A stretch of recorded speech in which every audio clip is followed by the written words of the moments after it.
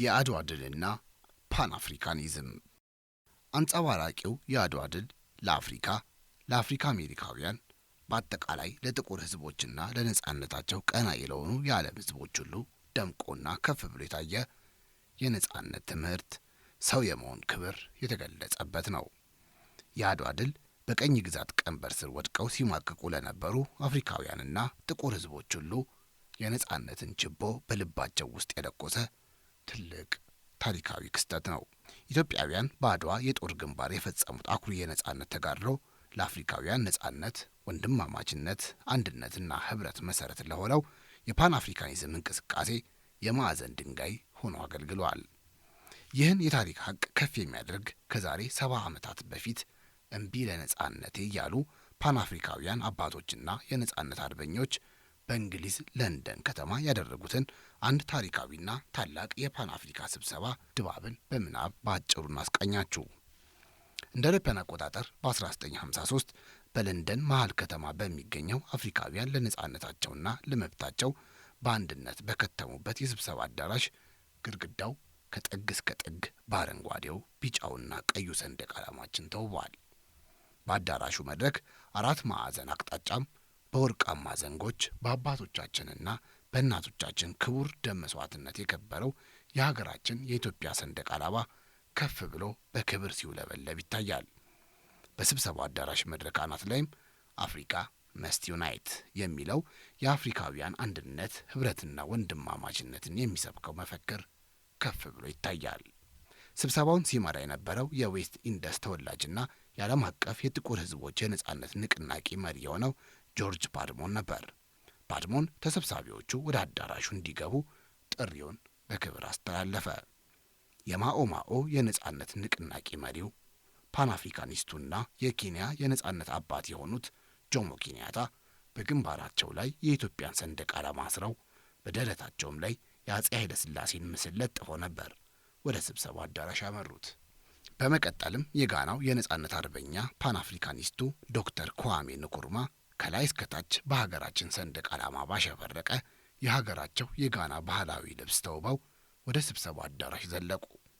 በተመሳሳይም ሌሎች በርካታ የአፍሪካ ሀገሮች የነጻነት ታጋዮችና አርበኞችና አፍሪካ አሜሪካውያን በአፍሪካዊ ባህልና ወግ የተሰራ ልብሳቸው ላይ የሀገራችንን የኢትዮጵያን ሰንደቅ ዓላማ ሰክተው ጥቂት የማይባሉ ከካረቢያንና ከደቡብ አፍሪካ የመጡ የነጻነት ፋኖዎችና አርበኞች ደግሞ በእጃቸው የኢትዮጵያን ሰንደቅ ዓላማ በኩራት እያውለበለቡ ነበር በስብሰባው አዳራሽ የታደሙት። በሁሉም የስብሰባው ተሳታፊዎች ፊት ላይ የኢትዮጵያውያን ጀግኖች አባቶቻችንና እናቶቻችን የነጻነት ተጋድሎ ወኔ፣ የአይበጋሪነትና የጽናት መንፈስ ይነበብባቸው ነበር።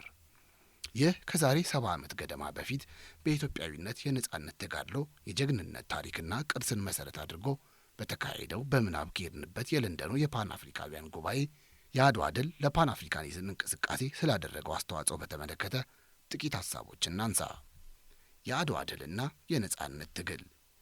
የአድዋ ድል ለፓን አፍሪካና ለጥቁር ሕዝቦች የነጻነት ትግል እንቅስቃሴ ትልቅ አስተዋጽኦ አድርጓል። የፓን አፍሪካ እንቅስቃሴ 2 አበይት ወይም ዋና ዋና መነሻ ምክንያቶች ነበሩት። እነዚህም የኢትዮጵያዊነት መንፈስ ኢትዮጵያኒዝምና አንጸባራቂው የአድዋ ድል።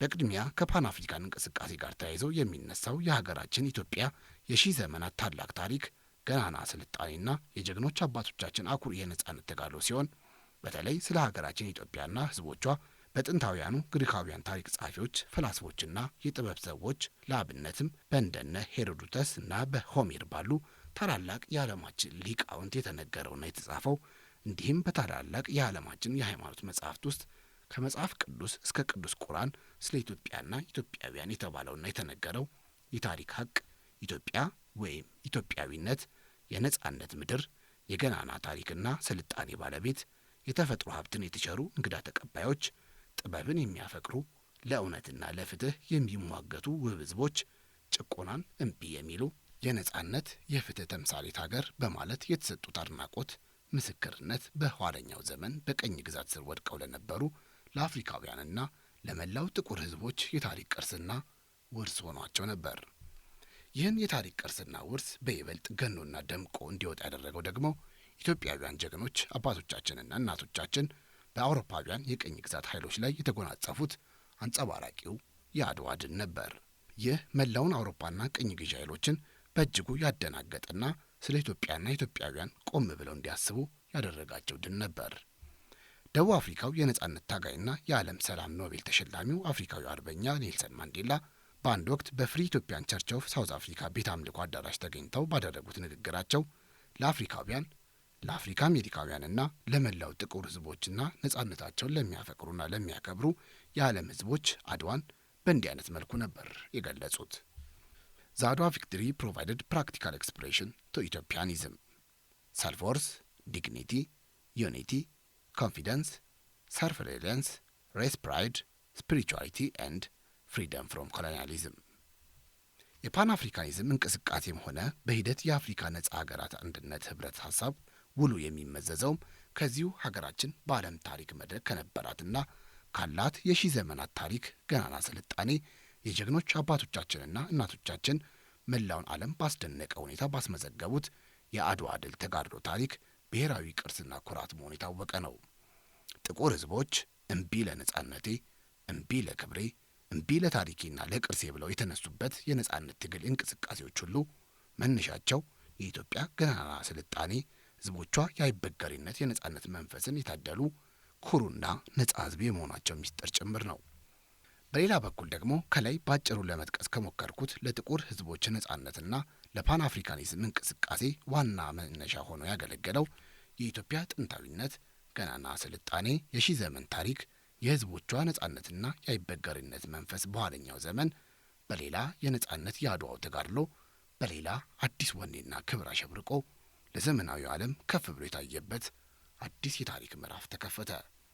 ጥቁር ምንም አይነት ከሰው ዘር ሊያስመድበው የሚችል ፖለቲካዊ፣ ኢኮኖሚያዊም ሆነ ማህበረሰባዊ ስብዕና የለውም በሚባልበት ለአፍሪካውያን የእንስሳ ያህል እንኳ ክብር በማይሰጥበት በዛ ክፉ አሰቃቂ ጨለማ ዘመን ጥቁር ሕዝቦች እንደ ሸቀጥ በሚገዙበትና በሚለወጡበት ዓለም አንድ አስደናቂና ያልተጠበቀ ታሪክ በአፍሪካዊቷ ምድር በኢትዮጵያ በልጆቿ ክቡር የደም ቀለም ተጻፈ። የቀደመ ገናናነቷንና ክብሯን ዳግም ለመመለስ ስትልና እንደ ጎረቤቶቿ እንግሊዝ፣ ፈረንሳይ፣ ስፔንና ፖርቹጋል የአፍሪካን የተፈጥሮ ሀብት የልጆቿን ጉልበት ለመቀራመት ጦር አስከትታ የአፍሪካ ቀንዷን ኢትዮጵያን በቀኝ ግዛት ለመያዝ ባህር ተሻግራ ተመመች። በዚህ የሮማ ድፍረትና ንቀት እጅጉን የተበሳጩት ኢትዮጵያውያን ምን ሲደረግ እግዚአብሔር በባህር ከልሎ ወሰንና ድንበር ወስኖ በሰጠን ምድር ላይ አውሮፓዊ ተስፋፊና ወራሪ ቀኝ ገዢ ኃይል ይመጣብናል ሲል ቀፎ እንደተነካ ንብ ሆ ብሎ ወጦ ጠላቱን ፊት ለፊት ተጋፈጠው። ያ በሮማውያኑ አእምሮ ዝቅ ያለ ክብር የተሰጠው የተናቀውና አረመኔ የተባለ የኢትዮጵያ ሕዝብ ስለ እናት ምድሩ ነጻነት፣ ክብርና ሉዓላዊነት ዓለምን ባስደመመና እጹብ ድንቅ ባሰኘ ጀግንነት ከጠላቱ ጋር አንገት ለአንገት ተናንቆ በጦር በጎራዴ በሰይፍና በነፍስ ወከፍ መሳሪያ በሚያስገርም ወኔ በሀገር ፍቅር ስሜትና ጀግንነት ኢጣሊያንን ድል አደረገው። የአድዋው ድል ሮማንም ሆነ መላውን አውሮፓ የእፍረት ሸማን አከናነበው። የሐዘንና የቁጭት ከልንም አለበሰው። አውሮፓውያኑ ዳግም ስለ ኢትዮጵያ ለማወቅ መጻሕፍትን ማገላበጥ፣ ታሪክን መጠየቅ ጀመሩ። እናም ኢትዮጵያና ኢትዮጵያውያን ከፍጥረተ ማግስት ጀምሮ በነጻነትና በአንድነት የኖሩ ጀግና፣ አይበጋሬ፣ የረጅም ዘመን ታሪክና የገናና ስልጣኔ ባለቤት የሆኑ ኩሩ ሕዝቦች መሆናቸውን አረጋገጡ። የአድዋ ድል ለአፍሪካና ለመላው ጥቁር ዓለም የነጻነት ማንቂያ ደውል ሆኖ ነበር የተሰማው። የታሪክና የፖለቲካ ሳይንስ ምሁር ፕሮፌሰር ክንፈ አብርሃ ዘ ኢምፓክት ኦፍ አድዋ ቪክቶሪ ኦን ዘ ፓን አፍሪካን ኤንድ ፓን ብላክ አንቲኮሎኒያል ስትረግል በሚለው መጽሐፋቸው የአድዋ ድል ብስራት ለፓን አፍሪካኒዝም እንቅስቃሴና በቀኝ ግዛት ስር ሆነው ይማቅቁ ለነበሩ የመላው አፍሪካ ሀገራት በአፍሪካ አሜሪካውያን፣ በካረቢያንና በጃማይካ እንዲሁም በደቡብ አፍሪካ ጥቁር ሕዝቦች ለተነሱ የጸረ ቅኝ ግዛት ተጋድሎና የጸረ አፓርታይድ እንቅስቃሴ ትግል የመሰረት ድንጋይ ታላቅ የሆነ ወኔና መነሳሳት የፈጠረ ድል መሆኑን በሰፊው አትተው ጽፈዋል። በአድዋ ግንባር ኢትዮጵያውያን ዘር፣ ሃይማኖት፣ ጎሳ፣ ወንድ፣ ሴት፣ ወጣት፣ ጎልማሳ፣ ካህን፣ መነኩሴ ሳይሉ ሁሉም የህብረተሰብ ክፍል የተሳተፈበት ጦርነት ነበር። ጣሊያናውያን በተለያዩ ምክንያቶች ተቃቅረውና ተጣልተው የነበሩትን መሳፍንቱንና መኳንንቱን በማለያየት እርስ በርሳቸው እንዲዋጉ የጠላትነት ዘር በመካከላቸው በመዝራት ኢትዮጵያን በቀኝ ግዛት ስር ለማዋል ሞክሮ ነበር። ግና ይህ ሙከራው አልተሳካለትም ነበር። ይህን ስልት ጣሊያኖች በአምባላጌ አውደ ግንባር ሞክረውት ነበር። በጀነራል ቶሴሊ ሲመራ የነበረው የኢጣሊያ ሰራዊት በአምባላጌ አሳፋሪ ውርደትና ሽንፈትን ከተከናነበ በኋላ የጦር መሪው ጀነራል ቶሴሌ እጁን ለጥቁር እንዳይሰጥ ወደ አምባላጌ ተራራ ሊሸሽ የወሰነው ሰሜንና ደቡብን የሚያገናኝ መንገድ የሚያልፍበት የአገሩን ብርት መሆኑን ስላወቀ ነበር። የቶሴሌ እቅዱና ምኞቱም ጣሊያን ተራራውን ቢቆጣጠር የትግሬና የበጌ ምድር ሕዝብ አምቆ የያዘው የአጼ ምኒልክ ጥላቻ ፈንድቶ ይነሳና የአካባቢው ባላባቶችና መኳንንቶች ነጻነታቸውን ያውጃሉ የሚል ነበር።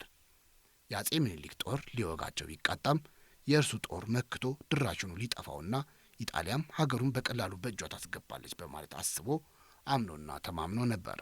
ጀነራል ቶሴሌና ጣሊያናውያን እንዳሰቡት በአጼ ምኒልክና በአንዳንድ የሰሜኑ የሀገራችን ክፍል ባሉ መሳፍንትና መኳንንት መካከል ምንም እንኳ ጠብና ቁርሾ ቢኖርባቸውም በሀገራቸው በኢትዮጵያ ነጻነት ግን የማይደራደሩ ጀግኖች ነበሩና የሀገራቸውን ክብር ሊያዋርዱ ሕዝባቸውን በባርነት ሊገዛ የመጣውን ወራሪ ኃይል ጀነራል ቶሴሌ በመጨረሻ ሕዝቡ በጠላትነት ያየው ኢጣሊያንን እንጂ አጼ ምኒልክን እንዳልሆነ ብዙም ሳይቆይ ተረዳ። አምባላጌ ተራራ ላይ እንደተሸሸገ ኢትዮጵያውያን ደርሰው አሳደው ጀነራል ቶሴሌን ገድለውታል። አድዋ ኢትዮጵያውያን ሁሉ በአንድነት ያስመዘገቡት ድል ነው። ድሉም የሕዝቡ የአንድነቱ መገለጫ፣ የማንነቱ ማረጋገጫ ሆነ።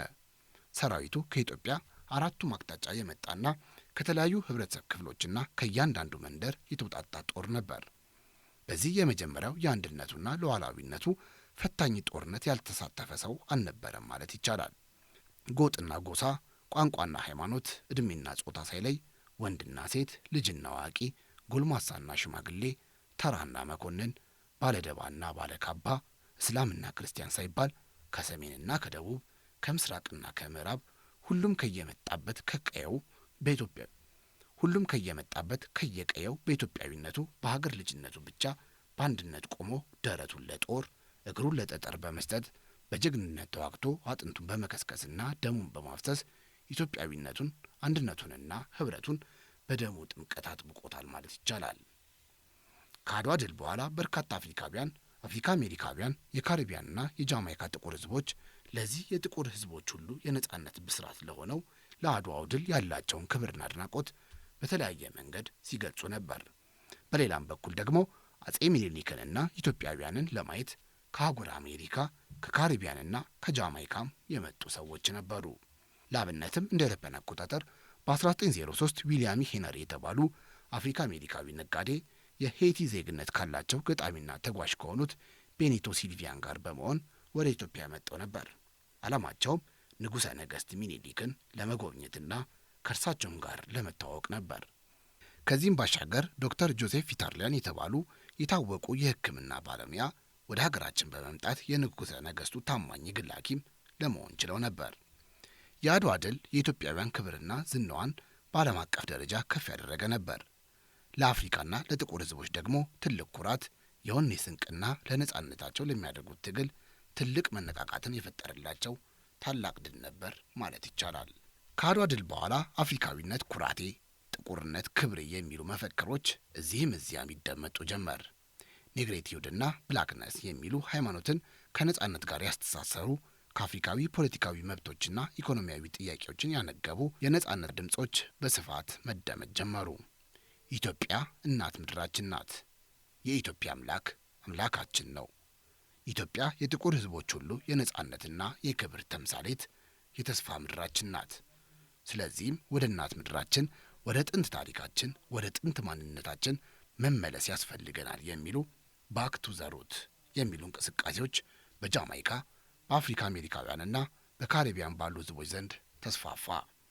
በተመሳሳይም በአፍሪካና በአፍሪካ አሜሪካውያን የኪነ ጥበብና የሙዚቃ ኢንዱስትሪም ኢትዮጵያዊነትን የሚያጎሉና ከፍ ከፍ የሚያደርጉ የጥበብ ሰዎች አፍሪካዊነትን መነሻና መድረሻ ያደረገ የባህል አብዮት ያስፈልገናል ያሉ የኪነ ጥበብ ባለሙያዎች በአሜሪካ፣ በካሪቢያን፣ በጃማይካና በሄይቲ ብቅ ብቅ ማለት ጀመሩ። ናሽናል ኢትዮጵያን አርት ፕሌየርስ በሚል ስያሜ ከተቋቋመው ቡድንና በኋላም በጃማይካዊው ቦብ ማርሊ የተቀመረው የሬጌ የሙዚቃ ስልት ኢትዮጵያንና ኢትዮጵያዊነትን ማዕከል ያደረገው የነጻነት እንቅስቃሴ በጉልህ የሚጠቀሱ ናቸው። የደቡብ አፍሪካ የቀድሞ ፕሬዝዳንት ታቦ ምቤኪ እንደ አውሮፓውያን አቆጣጠር በ2010 የአዲስ አበባ ዩኒቨርሲቲ በሕግ የክብር ዶክትሬት በተበረከተላቸው ወቅት ባደረጉት ታሪካዊ ንግግራቸው የኢትዮጵያ የሺህ ዘመን ታሪክና ስልጣኔ፣ የጀግኖች ልጆቿ የነጻነት ተጋድሎ አኩሪ ታሪክና አንጸባራቂው የአድዋ ድል በሀገራቸው ለደቡብ አፍሪካ የነጻነት ትግል እንቅስቃሴ ከ100 ዓመት በፊት ለተመሰረተው የአፍሪካ ናሽናል ኮንግረስ ፓርቲ መመስረትና በሂደትም ለደቡብ አፍሪካ ነጻነት ያበረከተው አስተዋጽኦ ከፍተኛ መሆኑን ነው በአድናቆት የገለጹት። ጽሑፉን ግንቦት 15 ቀን 1955 ዓ.ም የአፍሪካ መሪዎች መክፈቻ ጉባኤ የጊኒው ፕሬዚዳንት ሴኮ ቱሬ ለአፍሪካ አንድነት ምስረታ ለኢትዮጵያና ለኢትዮጵያውያን ባሰሙት ታሪካዊ ንግግራቸው እናጠቃልል። ኢትዮጵያዊ ታላቅ ሕዝብ ነው።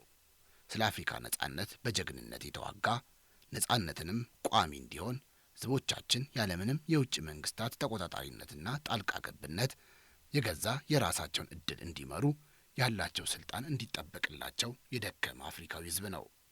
ይህ በንጉሥ አጼ ኃይለሥላሴ አስተባባሪነትና መሪነት የአፍሪካውያን ጉባኤ የተደረገው በኢትዮጵያ መናገሻ ከተማ ስለሆነ አዲስ አበባና ኢትዮጵያ አሁንም የበለጠ ከአፍሪካ ጋር የተሳሰሩ እንዲሆኑ አድርጓቸዋል።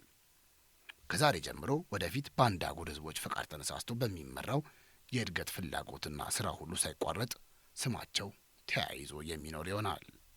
የአድዋ ድል በአፍሪካውያን ሕዝቦችና ሀገራት መካከል ወንድማማችነትና ህብረትን በማጠናከርና የፓን አፍሪካኒዝምን እንቅስቃሴ ወደ ተግባራዊ ስኬት በመቀየር የአፍሪካ አንድነት ድርጅትን በሂደትም ወደ አፍሪካ ህብረት ያደገውን የአፍሪካውያን የጋራ ህልም የሆነውን የተባበረች አንድ አፍሪካን እውን ለማድረግ በታሪካዊ ጉዞ ላይ ይገኛል። እንዲሁም በሀገራችን ኢትዮጵያ በታሪካዊቷ የአድዋ ከተማ ለመቋቋም በሂደት ላይ የሚገኘው የፓን አፍሪካ ዩኒቨርሲቲም ለአፍሪካውያን አንድነት፣ ነጻነት፣ ህብረትና ትብብር ያላቸውን ተስፋ የሚያጠናክር ነው ማለት ይቻላል። በመጨረሻም የአፍሪካ ህብረት ግቢ ውስጥ ለጋናዊው ዶክተር ንኳሜ ንኩርማና ለአጼ ኃይለሥላሴ ብቻ ሳይሆን ለፓን አፍሪካውያኑ አባቶች ለጆሞ ኬንያታ፣ ለሲዳር ሴንጎር እንዲሁም ለአፍሪካውያን ነጻነት፣ አንድነትና ህብረት በብዕራቸው ለተፋለሙ ጸሐፍትና የኪነ ጥበብ ሰዎች ሁሉ የጋራ የሆነ መታሰቢያ ሐውልት ሊቆምላቸው ይገባል። መጪው ትውልድም የቀደሙ አፍሪካውያን አባቶቹን ጀግኖቹን ታሪክ የሚዘክርበት ቋሚ መታሰቢያ የግድ ያስፈልገዋል። ክብር ለአድዋ ጀግኖች አባቶቻችንና እናቶቻችን ሁሉ።